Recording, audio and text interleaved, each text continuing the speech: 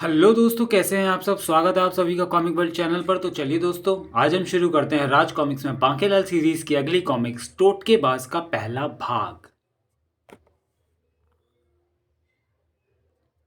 टोटकाबाज। एक शाम जब सेनापति महल से अपने घर जाने के लिए बाहर निकला। द्वारपाल, मुझे अंदर जाने दो। मेरा महाराज से मिलना बहुत जरूरी है। महाराज के विश्राम का समय हो गया है, अब तुम उनसे नहीं मिल सकते। क्या बात है द्वारपाल, कौन है ये? ओह सेनापति जी, अच्छा हुआ जो आप आ गए। मैं एक व्यापारी हूँ और महाराज को यह रस भरा नींबू देना चाहता हूँ। इसकी शिकंजी पीकर महाराज के सौंदर्य में चार चांद लग जाएंगे। ठीक है, ये नींबू मुझे दे दो, मैं खुद महाराज को शिकंजी बनवाकर पिलवा दूंगा। हे और तब पता चलेगा महाराज को टोटकाबाज की ताकत। चल मेरे घोड़े वापस, टिक टिक टिक। वाह, शिकंजी पीकर मजा आ गया। अब घर चलता हूँ। पर अरे ये क्या, मुझे एकाएक ही सर्दी लगने लगी। ओ मेरे दांत तो मजीरे की तरह बजने लगे हैं, हड्डियां भी कीर्तन करने लगी। क्या कहीं मैं विशालगढ़ में बर्फ तो नहीं गिरने लगी? सेनापति, मुझे तो ये टोटका लग रहा है जिसमें इतनी ठंड लगती है कि टोटके का शिकार आदमी अकड़कर सूखी लकड़ी बन जाता है। फिर चाहो तो इसे चूल्हे में जला लो। लो ये 6 हरी मिर्च खा लो। अब आगे सुनो। फिर शकुन अपशकुन मंत्री सेनापति को उपाय बताने लगे, जबकि महल में उसी समय अरे ये क्या, सारी रजाई चूहे कुतर गए। तभी कक्ष में प्रवेश किया प्रबंध मंत्री ने। महाराज ये देखिए, मैं आपके लिए ये गर्मा गर्म पोशाक लाया हूं। जब तक नई रजाइयां नहीं बन जाती तब तक आपको ये पहननी पड़ेगी। विक्रम सिंह के पास अब उस खाल को पहन लेने के अलावा दूसरा कोई चारा नहीं था। मगर अरे वाह महाराज, इस खाल में तो आप बिल्कुल भालू लग रहे हैं, बच्चा भी देखे तो डर जाए। वाह, यह पोशाक तो सचमुच ही लाजवाब है प्रबंध मंत्री। प्रबंध मंत्री, ऐसा पहनकर तो मेरा मन सबको डराने का कर रहा है। तो फिर ठीक है महाराज, सबसे पहले आप डराइए बांकेलाल को। नहीं नहीं प्रबंध मंत्री, वो डर जाएगा। तो फिर ठीक है मोहक सिंह को। नहीं प्रबंध मंत्री, वो भी डर जाएगा। तो फिर प्रजा को। नहीं नहीं, प्रजा तो वैसे ही डरपोक होती है। तो फिर किसी ऋषि को। ऋषि नहीं, ऋषि शाप देते हैं। तो फिर ऐसा करें महाराज कि बाहर चलते हैं और जो ना डरे उसे डराते हैं।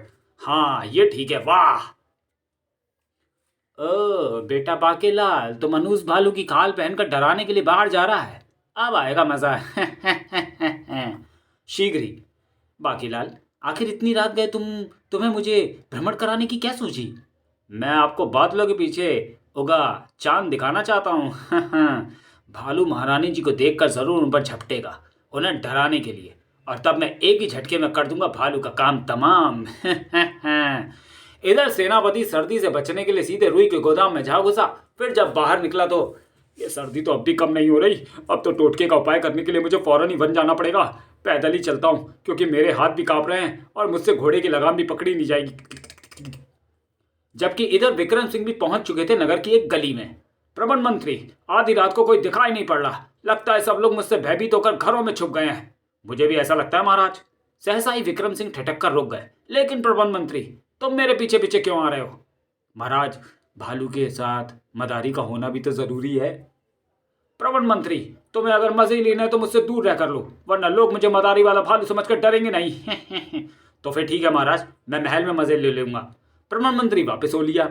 इधर एक सुनसान गली से गुजर रहा था बांकेलाल और स्वर्णलता का भी रथ। बांकेलाल, चांद अभी कितनी दूर है? मुझे तो निन्नी आ रही है। बस महारानी जी, आकाश तो दिख रहा है, वो बादल भी अभी दिखने लगेगा जिसके पीछे चांद है। तभी स्वर्णलता भय से चीख पड़ी, बांकेलाल भालू। ओह तो मुच्छड़ यहाँ हैं। आप फिक्र ना करें महारानी जी, मैं भी उस भालू की छुट्टी करके आता हूँ, मुझसे बचकर कहाँ जाएगा। उधर से ही होकर वापस जा रहा था प्रबंध मंत्री। अरे महारानी जी, आप यहाँ इस वक्त? प्रबंध मंत्री, बातों में समय व्यर्थ ना गवाओ। बांकेलाल भालू को मारने गया है, तुम भी जाकर उसकी मदद करो। क्या, भालू मारने? मगर उस भालू की खाल में तो महाराज छुपे हुए हैं। ये तुम क्या कह रहे हो प्रबंध मंत्री? तब प्रबंध मंत्री जल्दी जल्दी महारानी जी को सारी बात बताता चला गया, जिसे सुनने के बाद स्वर्णलता भय से कांप उठी।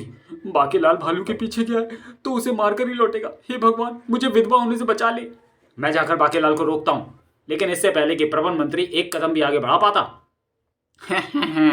महारानी जी, ये देखिए मैं भालू मार लाया। वह डंडा भी टूट गया जो मैंने कसकर इसकी खोपड़ी पर जड़ा था। नहीं। स्वर्णलता रथ से उतरकर विलाप करती हुई भालू के पास पहुंची। मैं विधवा हो गई। मोटे को क्या पड़ी थी भालू बनकर गलियों में घुसने की, घूमने की। हाय रे मोहक, तेरा क्या होगा, तू अनाथ हो गया। क्या हुआ माताश्री? पुत्र, तुम वहां रथ के पीछे क्या कर रहे थे? ओह, ये कमबख्त जरूर हमारी जासूसी के लिए रथ में छिप गया होगा। मुझे पता था कि आप मुझे भ्रमण के लिए अपने साथ नहीं ले जाएंगे, इसलिए मैं छिपकर रथ में बैठ गया था माताश्री। मगर आप रो क्यों रही हैं? पुत्र, तेरे पिताश्री नहीं रहे, तुम भी रो।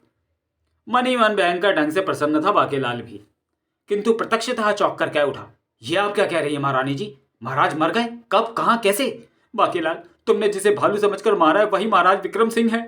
हाँ बाकीलाल। और तब एक बार फिर प्रधानमंत्री सारी बातें बताता चला गया। नहीं, ये नहीं हो सकता प्रधानमंत्री, मुझे संभालो, मुझे ये सुनकर चक्कर आ रहे हैं।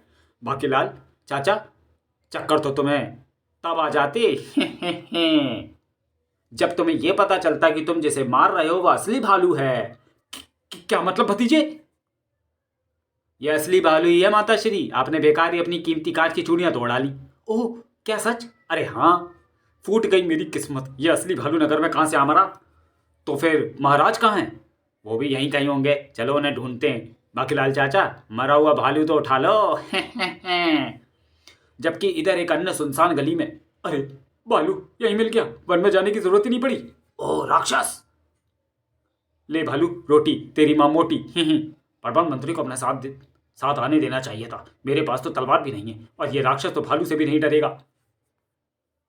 सेनापति ने रोटी भालू के मुंह में पकड़ाने के साथ ही खींच ली भालू की मूछें। राक्षस के बच्चे छोड़ दे, ये असली मूछें हैं। ओह, ये तो महाराज हैं, चलो इनसे मजे लिए जाएं। तभी वहां पहुंच गए विक्रम सिंह को ढूंढते बाकीलाल व अन्य।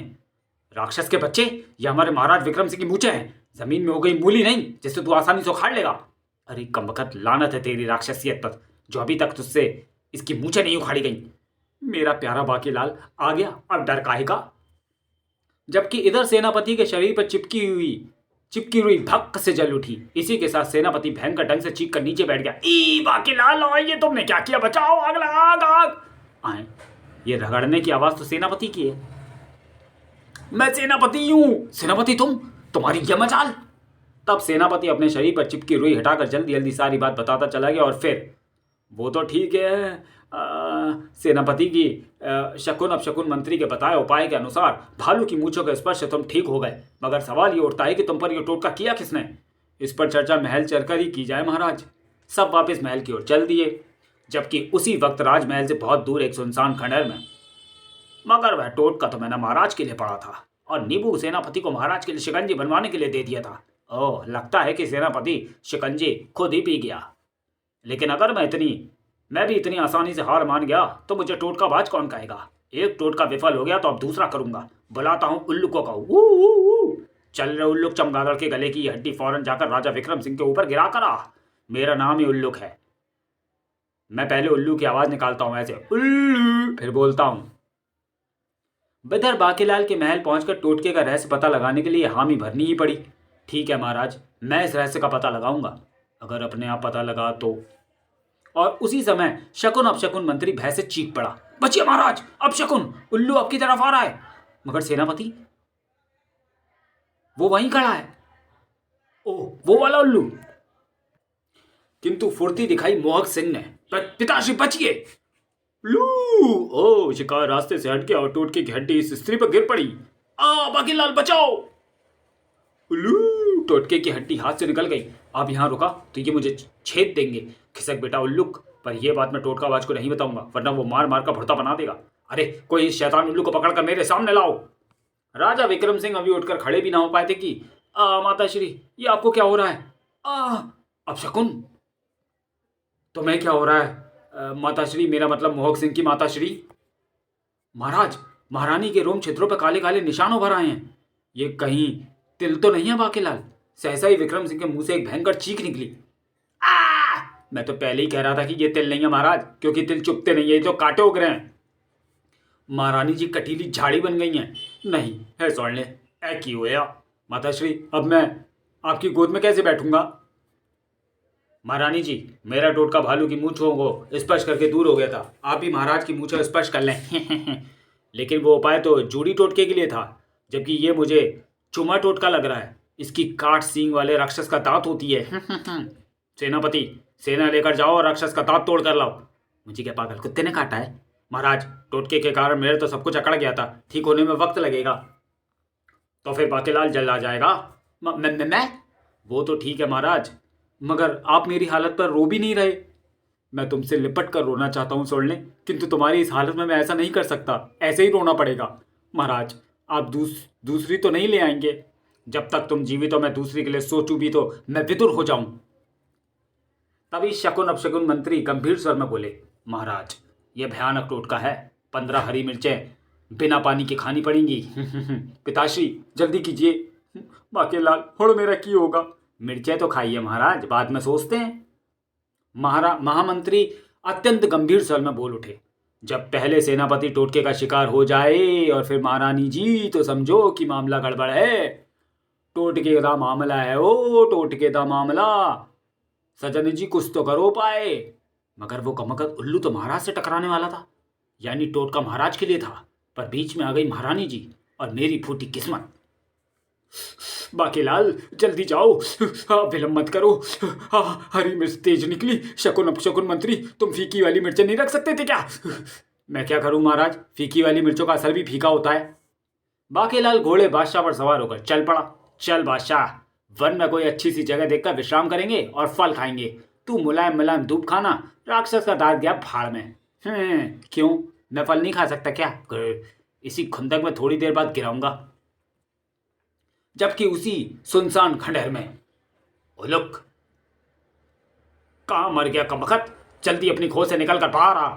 उलुक, अरे बाप रे, ये तो टोटकाबाज की क्रोध में डूबी आवाज है। उसके पास जाना ही पड़ेगा, वरना वो मेरा मार मार कर भुर्ता बना देगा। उल्लू, क्या हुआ स्वामी? साक! कमबख्त, तुझे टोटके की हड्डी को विक्रम सिंह पर फेंकने को कहा था और तू फेंक कर आ गया रानी पर। उल्लू, भूल हो गई स्वामी। तुझे तेरी इस नालायकी का दंड मिलेगा। कितना उल्लू है ये, चाहे तो कोड़े से उड़कर बच सकता है, इसलिए तो मैं अपने काम के लिए उल्लू को ही फंसाता हूं। अब मुझे कोई और टोटका करना पड़ेगा विक्रम सिंह पर इस बार ऐसा टोटका करूंगा कि विक्रम सिंह के बचने की कोई गुंजाइश नहीं रहेगी। कुत्ते का पिल्ला, झाड़ू का तिल्ला, मजनू का टिल्ला, गाड़ दे किल्ला। हो गया साबुत माँ की काली दाल पर टोटका। अब इस दाल को मैंने डाला इस कपड़े में और बनाई इसकी पोटली। साबुत माँ दाल मतलब यानी उड़द साबुत की दाल। गधे और उल्लू के स्पर्श के बाद यह टोटका और भी भयानक हो जाएगा।